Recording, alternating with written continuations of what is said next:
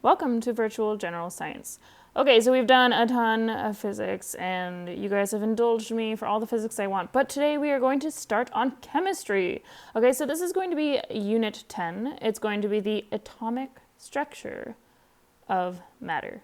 Okay, so we've talked about matter before in our previous unit, right? We talked about matter in three subcategories. So we have solids, liquids, and gases. So these are the three sort of common and most common states that we see matter in. Okay, so if we take matter, okay, and then let's say that we take that matter under an extremely powerful microscope and we zoom in really far. So we're looking at this in a very small scale. Okay, so let's consider a specific matter. Let's consider water. Okay, so if we zoom in really close, then we see this sort of it doesn't actually look like this, but this is sort of a good model. This sort of Mickey Mouse shape of oxygen and hydrogen. Okay, we call this H2O because it is two of those little hydrogen atoms and then one oxygen atom. Okay, so water H2O is a compound. That means it's a combination of two different things. We have two hydrogens and one oxygen. Okay, and we call each of these two things, we call them elements. Okay, so these are elements. So a compound is usually a combination of different elements. Okay, whereas elements are sort of the most fundamental matter that we'll have. It's kind of the smallest category. We kind of put everything into different elements and they make up everything else in our world. Okay, so we're going to talk about atom. Okay, so an atom is sort of a singular part of an element. Okay, so we have one atom that's kind of like the smallest part that element can be broken up into.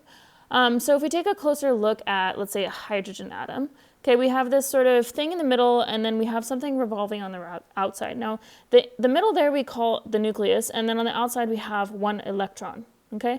The nucleus has protons and neutrons inside of it.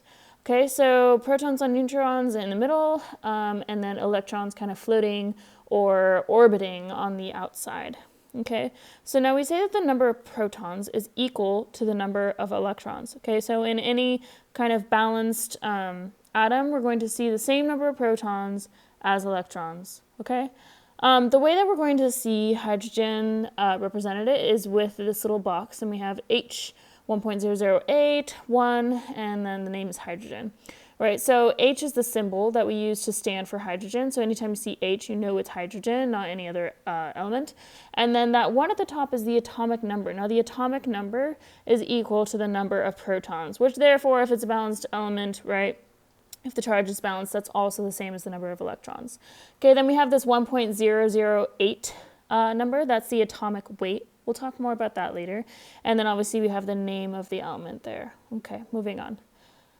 So let's say I take this little circle with a minus sign. I'm going to say that this is an electron, okay? Electron can be written as E minus, and it has a minus charge. Okay, protons are a little bit bigger, or quite a bit bigger actually, and they're going to have the symbol P plus, and they have a plus charge. Okay, so notice that electrons and protons are kind of opposite in charge. And then we have neutrons, which we'll use N to represent, and they have a neutral charge, so they have no charge at all. Okay, moving on. So if we go back and we look at this box, okay, where do we see that box? Well, this is going to be a small division of the periodic table of elements. Okay, so if you look over here, we have the alkali metals. Okay, the next column, that orange one, is going to be the alkaline earth metals.